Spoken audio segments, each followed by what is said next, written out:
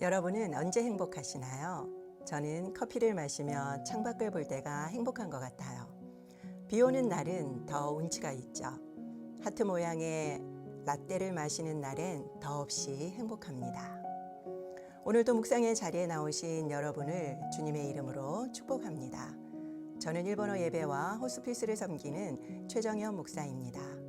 오늘은 행복한 사람에 대한 말씀을 나누고자 합니다. 여러분 모두 행복하시기 바라면서 시편 112편 1절을 읽겠습니다. 할렐루야, 여호와를 경외하며 그의 계명을 크게 즐거워하는 자는 복이 있도다. 어제 본문인 111편과 112편은 짝입니다. 두 시편 모두 할렐루야로 시작하죠. 그래서 할렐루야 시편이라고 불립니다. 111편은 찬양받으시는 하나님에 대한 시고요. 112편은 찬양하는 사람에 대한 시입니다. 이것을 히브리어 성경으로 보면은 다른 시들과 많이 다른 것을 알 수 있습니다. 지금 보시는 것은 히브리어 성경인데요. 차이점이 보이십니까? 히브리어는 오른쪽에서 왼쪽으로 읽어요. 숫자 111과 112 밑에 괄호가 있죠. 그 안에 문자가 히브리어 알파벳입니다. 111편과 112편은 바로 알파벳 순서대로 쓰여졌죠. 이런 걸 답관시라고 합니다. 한글 자음은 14자인데요. 히브리어는 22자입니다. 그런데 111편, 112편은 22절이 아니죠. 바로 10절만 있습니다. 자세히 보면 1절에서 8절까지는 한 절에 알파벳이 2개씩 있습니다. 그래서 8 곱하기 2 하면은 12개가 들어있죠. 그리고 9와 10절은 3개씩 있습니다. 그래서 2 곱하기 3 하면 6개입니다. 그러니까 16 더하기 6 하면 총 22자가 맞지요. 이렇게 구조는 알겠는데 답관시의 느낌은 아직 잘 모르시겠죠. 그래서 제가 실력은 없는데 가나다로 시작하는 시를 한번 만들어 보았습니다. 가녀린 나뭇가지는 연신 몸을 흔들고 나비도 어느새 날아와 리듬을 맞추네. 다리 위 흩날리는 라일락 향내들의 댄스. 마음은 이미 천국인데 바람도 질세라 싹 음악 하나 더 입히니 아 흥폭발하는 자연의 페스티벌. 차 한 잔의 여유, 카세트에서 흐르는 타인의 희노애락의 파도에 올라타 하염없이 춤추는 나는 행복한 천국 댄서. 뭐 요런 느낌 아닐까요? 답관시의 느낌을 생각하면서 오늘 본문을 읽으시면 더 재미있을 것 같습니다. 오늘 본문의 핵심은 오늘 읽은 말씀의 마지막 부분인 복이 있도다에 있습니다. 복의 히브리어는 행복을 뜻하기도 하지요. 그래서 시편 112편은 행복한 사람에 대한 말씀으로도 볼 수 있습니다.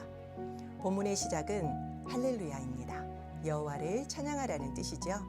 할렐루야는 우리에게는 특히 친숙합니다. 바로 우리 교회 이름이기 때문이죠. 저는 이름을 짓는 것을 대단히 중요시 여겨서 어딜 가나 이름을 잘 물어보곤 합니다. 그러니까 우리 교회는 왜 할렐루야로 지었을까 궁금했죠. 그래서 이름을 지으신 최순영 장로님께 몇 년 전에 여쭈어보았습니다. 그랬더니 당시에 순복음교회를 다니고 계셔서 할렐루야로 지으셨다고 하시더라고요. 다소 기대보다는 싱거운 대답이었지만요. 가면 갈수록 좋은 이름이라고 느껴집니다.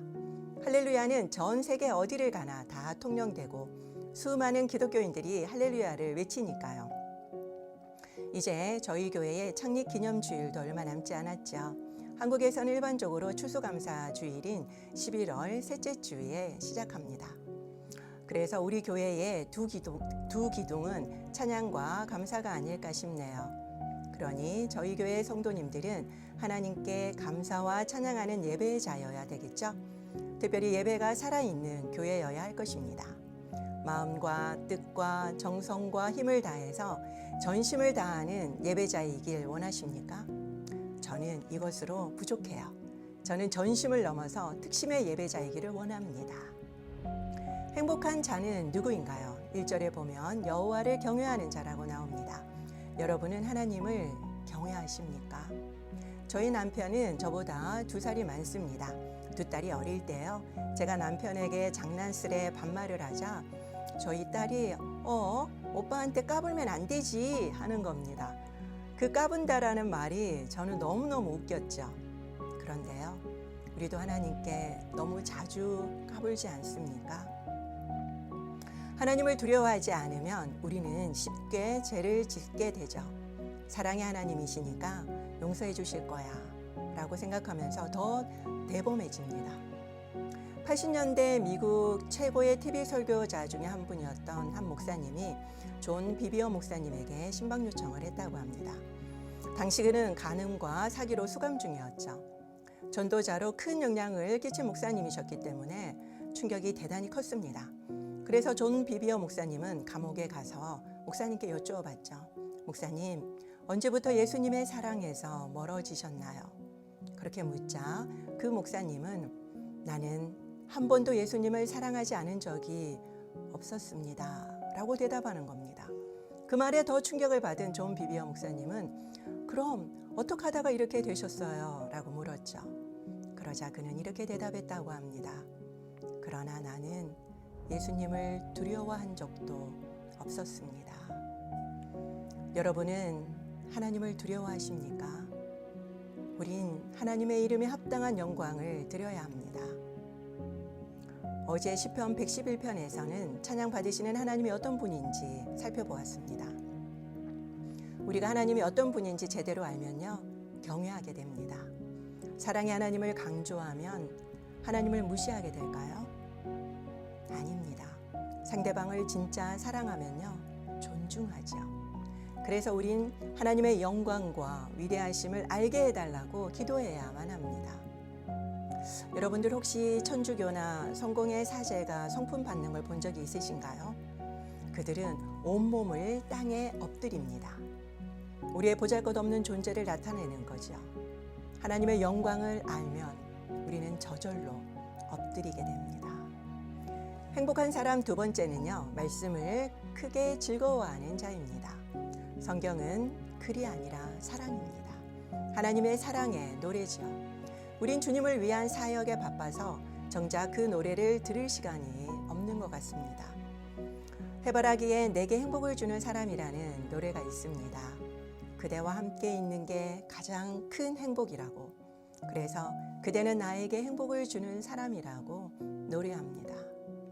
하나님도 우리가 거창한 사역보다 함께하는 것을 기뻐하실 것입니다.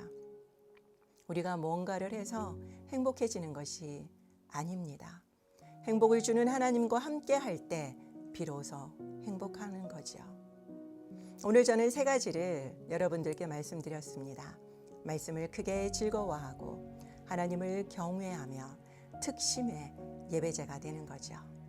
오늘 행복할 준비가 다 되셨습니까? 저도 커피와 비교할 수 없는 행복을 만나러 지금 출발합니다. 기도하겠습니다. 하나님, 그동안 많이 외로우셨죠? 하나님을 위한다는 것이 하나님을 무시하고 제 마음대로 할 때가 많았네요. 하나님의 사랑의 노래도 거부한 적이 얼마나 많았는지요. 이제는 하나님의 위대하심을 알고 하나님을 경외하는 자가 되기를 원합니다. 행복을 주는 주님께 나갑니다. 주님을 위해서 무얼 하지 않고 그냥 주님과 함께 있을게요. 전심을 넘어 특심을 다하는 예배자가 될게요. 예수님의 이름으로 기도드립니다. 아멘.